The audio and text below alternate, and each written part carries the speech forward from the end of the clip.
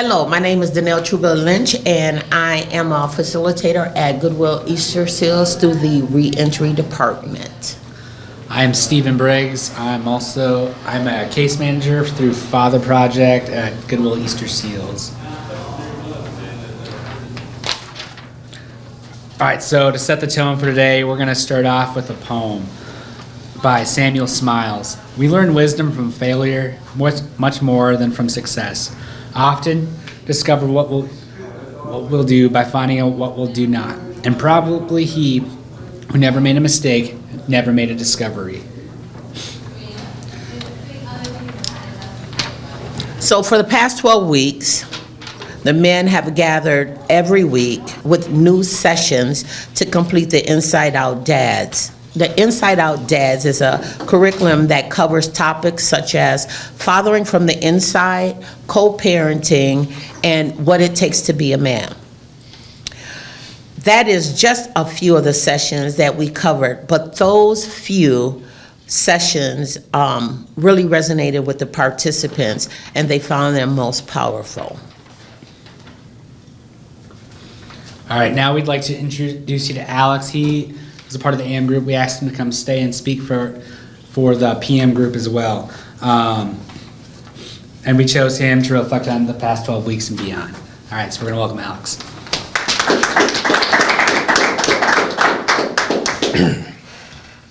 Hello, everyone. Thank you for coming to Faribault's first Inside Out Dad graduation ceremony. Before I begin, I would like to take a moment to give out some recognition. I want to thank our extraordinary facilitators, Danelle and Steve.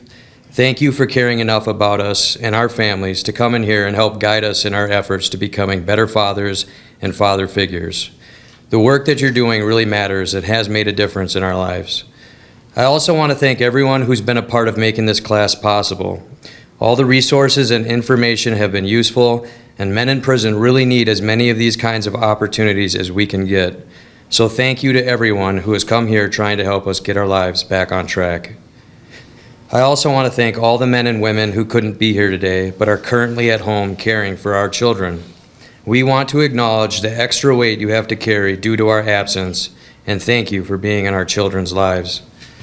And last but not least, I want to thank all the fathers and father figures sitting in this room today for having the humility and dedication to becoming better men for our children. Week in and week out, we came together here to encourage each other, hold each other accountable, and get down to the business of becoming better dads. During this class, I saw a lot of men admit their flaws, showing vulnerability in a tough environment. I've heard a lot of stories about the love we have for our children and the regret over our shortcomings as fathers. It taught me the value of support and connection, and I know that will be valuable to all of us and our families in the future. If I had to choose one thing that stuck out to me most in the class, it was the day that I realized the power of having a plan for my child. Danelle and Steve had been telling us for weeks, have a plan. What's your plan? But it wasn't until I watched the movie about Venus and Serena Williams' father that it really hit me. I'll never forget the scene where Serena is looking at the empty tennis court, and you could just tell how she was feeling left out and left behind as her sister Venus was having so much success. Her father approached her, knowing exactly what she was going through, and told her that Venus was going to be the greatest tennis player in the world, but she was going to be the greatest tennis player of all time, because he planned for it. That man had a vision for what his children could be one day. I cannot think of a more powerful example of a father having a plan for his children. It really clicked home for me after that. I am dedicated to being an everyday dad. My son is going to know without a doubt how important he is to me because of my actions and because he's a part of my plan. And I know all the fathers in this room feel the same way. We are not inside-out dads. We are everyday dads. I have one more word of encouragement to share with you today because I understand that not every father in here gets to talk to their kids every day. I want to explain what an everyday dad means to me. Being an everyday dad is a lot like growing bamboo. Growing bamboo requires patience, persistence, and a plan. After planting bamboo, you have to water it, and water it, and water it, and for 6 months you don't see anything sprout out of the ground at all. It's easy to give up hope or think that this won't work and stop watering it. But if you stick to the plan, on the first day of the 7th month, a sprout will show, and by day 30 of the 7th month, that sprout will have grown over 10 feet. Being an everyday dad in prison is a lot like that. Sometimes we don't see the results right away. Sometimes all we can do is write letters, hoping that they will receive them. Sometimes we can't even do that. But being an everyday dad means we continue working on our plan and ourselves, even if we can't see the results yet. For anyone who sees an everyday dad watering that same piece of ground over and over again, just think of the bamboo and rest assured that it means he is working on his plan. Don't give up hope, fathers. We can and will make a difference. You know why? Because we plan for it.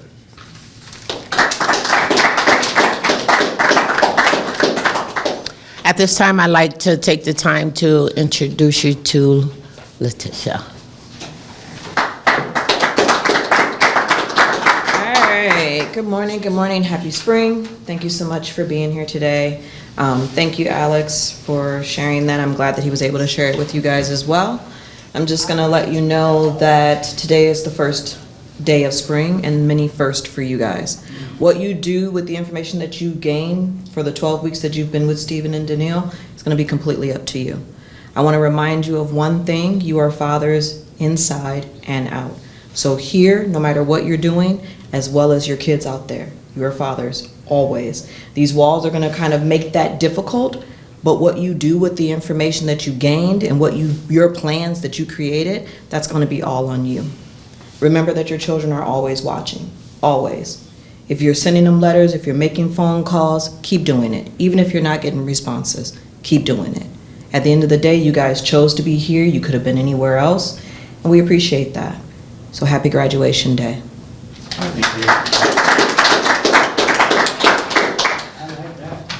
Next, we'd like to invite another guest speaker, Earl.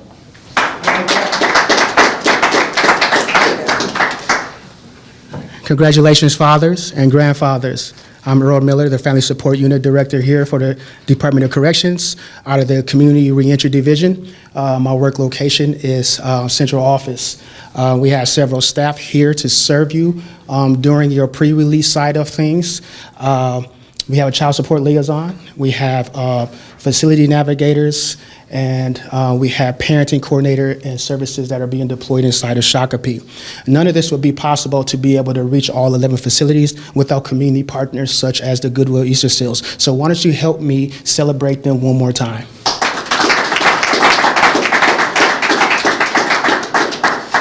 I also would like to take the time to acknowledge my senior leadership, our Commissioner, Paul Schnell, and our Deputy Commissioners, thinking about Safia Khan right now, whom had this conceptual thought regarding having a program that primarily focuses on the reunification process between incarcerated fathers, mothers, and their children, and deploying those resources to strengthen those relationships. And so these individuals have helped construct these parenting programs and actually deploy them, and now we have parenting education within 8 out of 11 facilities, which is a milestone for the Department of Corrections. We also too want to acknowledge my supervisor, Assistant Commissioner Kelly Mitchell, and of course Deputy Commissioner Crystal Brackey, and a host of DOC agency staff who believe in restoration, believe in healing, believe in second chances, and believe that all things are possible. I want you to know something. I'm not coming to talk to you because I have a master's degree in forensic behavioral health. I'm also coming to talk to you because interwoven within that, I did 6 years incarcerated from age 20 to 26.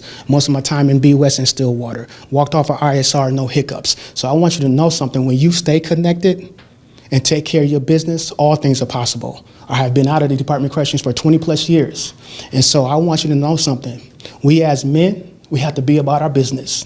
We as men, it can't just be about lip service. It has to be demonstrated in behavior. So what I need you men to do, what we need you men to do, as we are advocating for policy changes, as we are advocating for practices and procedures to be changed, I need for you guys to back up our talk with your behavior. What does that look like, Earl Miller? That looks like staying out of segregation.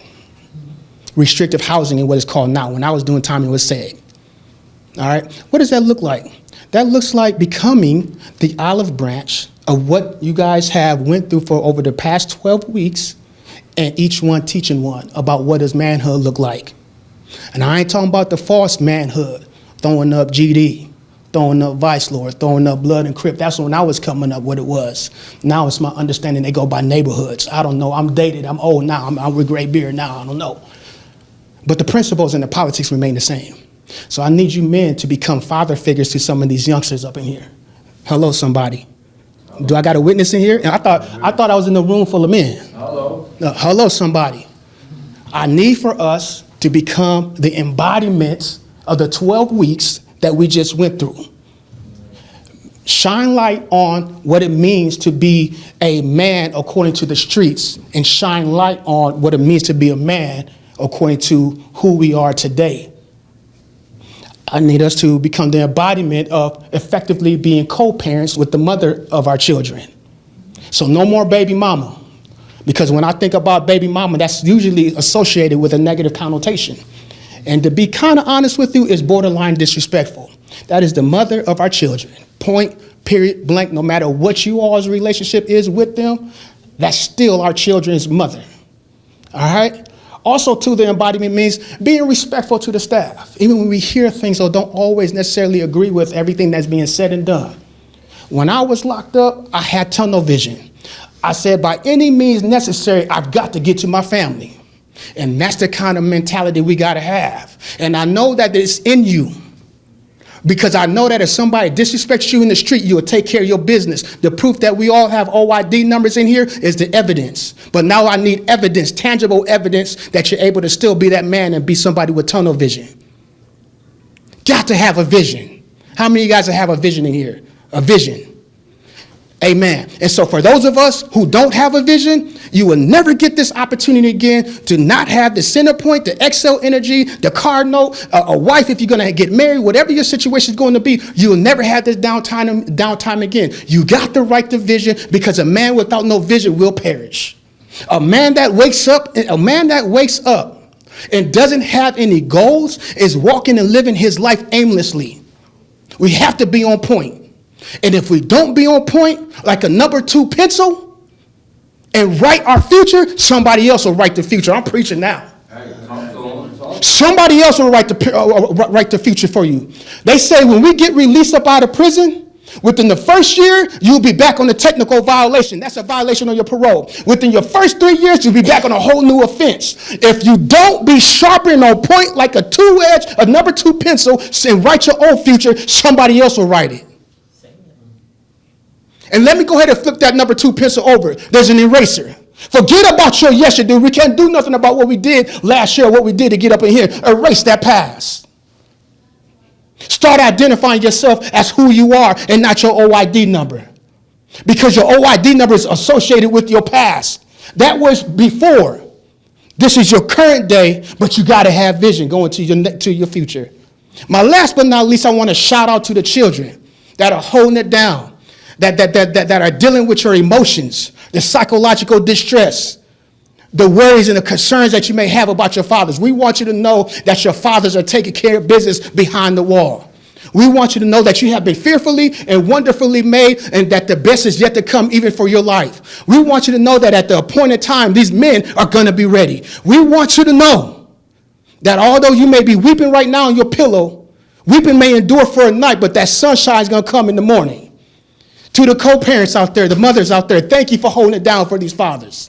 Thank you for holding it down for these grandfathers. To the mothers, to the grandmothers, all of you who's holding it down in the community, we salute you. We thank you, and we need your unconditional, continuously ungirded support, because we're coming home. We're coming home back to you. Paul, thank you. Warden Tracy Belts, your administrative staff, the other CPDs, Pat, everybody that helped with this, thank you, Paul. Let's give Paul and this warden staff a round of applause.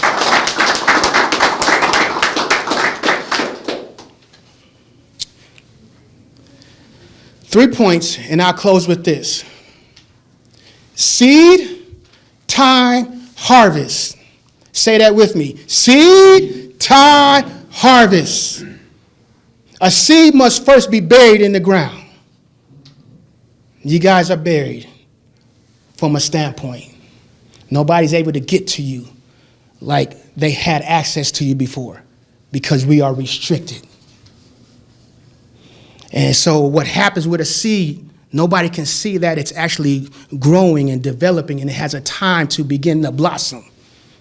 I'm gonna tag team with you. You thought you was getting away with that springtime? You thought you was coming on? You thought you was gonna come on me? I'm gonna ride that because that's what partners do. So that seed time, you guys have a responsibility because you're also the vine dresser. Cultivate the ground. What's the work you putting in? You've already completed 12 sessions. You gotta continue to put in the work. So cultivate that ground. Water that ground. And then that springtime is going to come. When those gates open up and your kids, your family, the healthy family and friends and loved ones embrace you, it's going to be harvest. What kind of harvest are you going to yield that they may eat from your tree? I'll leave you with that rhetorical question. Congratulations. We celebrate you and salute you. Thank you.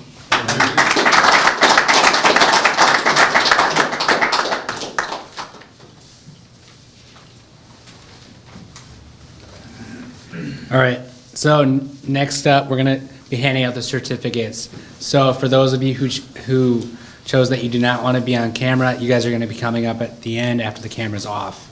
All right, so to start off, we're gonna start off with Paul.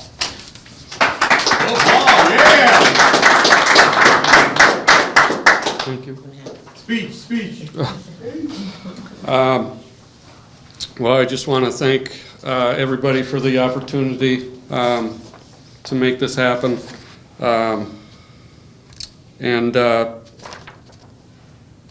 Hadley, if you're watching this, just know how much your dad is, how much your dad loves you, and everything I'm doing in here, striving to get better.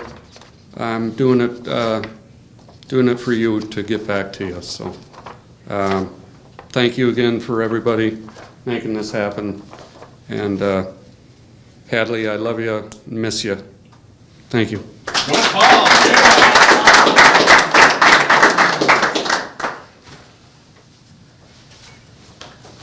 Shaquille? Mr. Walker? Shaquille? Okay.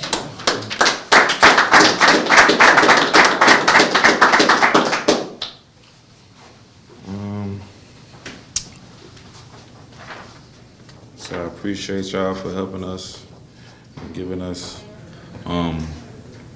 new parenting skills, teaching us new ways to connect with our families and co-parents. To my son, my junior, and my daughter, I miss y'all, love y'all. Do this for y'all. See y'all soon.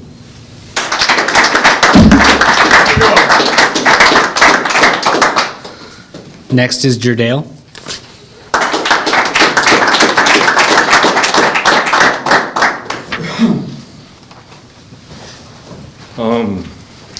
I'm lucky to even be in this class. I signed up, I think, the day before the last day when I actually got in here. So I'm thankful for that. I appreciate all the weeks that you guys have given us, the insight that you've given me on being a better person for my kids. Aria, I'm coming to see you as soon as I can, baby. It's been a long 6 years without you. I do this to be able to show your mom that I'm willing to put in the work and the effort of myself for myself and better myself to be able to be in you guys' lives. Wonder B, my stepdaughter, I love you to the moon and beyond. And my 3 boys, they're grown, 25, 19, and 15. I can't wait to be a positive role model in you guys' lives and get to know you guys a lot better. So I thank you guys.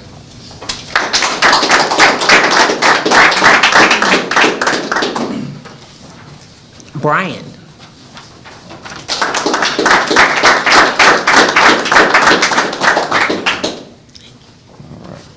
I'll keep this quick. I appreciate the experience and perspective from all the fathers in this room. Yeah, getting a lot of skills and know-how going forward. So, love you, Miles. Love you, baby. I will see y'all Sunday.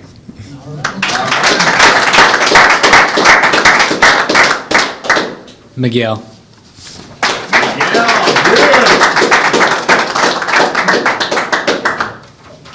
Thank you. Well, it's been 12 weeks, guys. We've done a lot. We've learned from each other and we've grown. And hopefully we can all take the skills that we've learned to better ourselves and be better fathers, better husbands and boyfriends, brothers, uncles, everything that, you know, because it's all a ripple effect. So this change is not just for us, but it's for our community that supports us as well.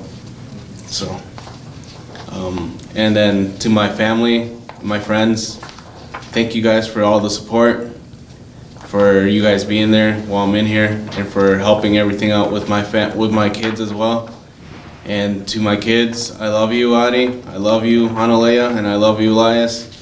And to the mother of my children, thank you for doing everything that you can while I'm in here. And hopefully this proves that I'm trying to be a better person and a better man. And when I come back, I'll be able to help with my kids as much as I can, like I used to. Thank you.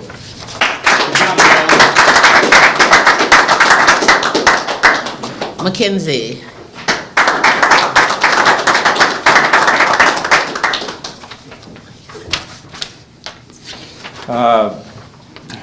I want to thank you guys for being able to make this program happen. Having this group, different perspectives of living, just all around helped me learn that it doesn't end here. It's going to be an ongoing thing. May 2024, I became a father when my girlfriend Kara got pregnant. Ups and downs, sober, not sober, everything. January 29th, 2025, my son Amias was born. I've held him maybe 3 times, and he was took from us. Haven't had no contact since, I don't know, June 25. I wrote him letters, made dream catchers, you know, every little thing to show that I'm there for him, regardless of the situation I'm going through. You know, I want to thank my girl for being there for me then and now. And I want my son Amias to know I'm doing this for myself, so I have the opportunity to be there for him later on. Love you and miss you.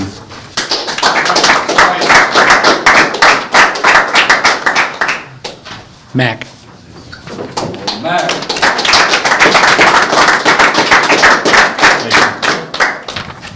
Thank you.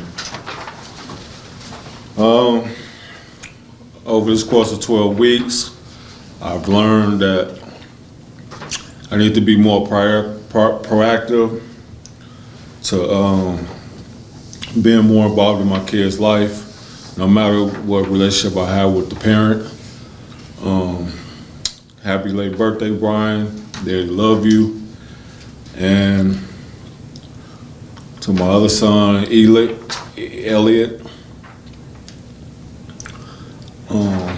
Daddy's gonna be there, even though it's gonna be far away, but I will be there. It's just one step that I'm taking to be there for you, and there's other steps that I will take to be in your life.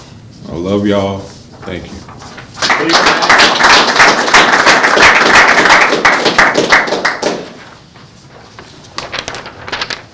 Paul.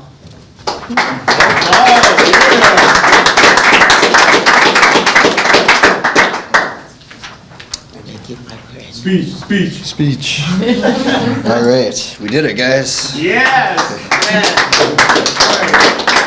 Thank everybody in this room for being here and telling your stories. And I want to dedicate this award to my boys, Crimson and Caden. I love you all very much, and I don't want this prison sentence to define me as a person, because that's not who I am. I'm a great dad, and I will persevere. And I love you, Crimson. I love you, Caden. First to the key. Yeah!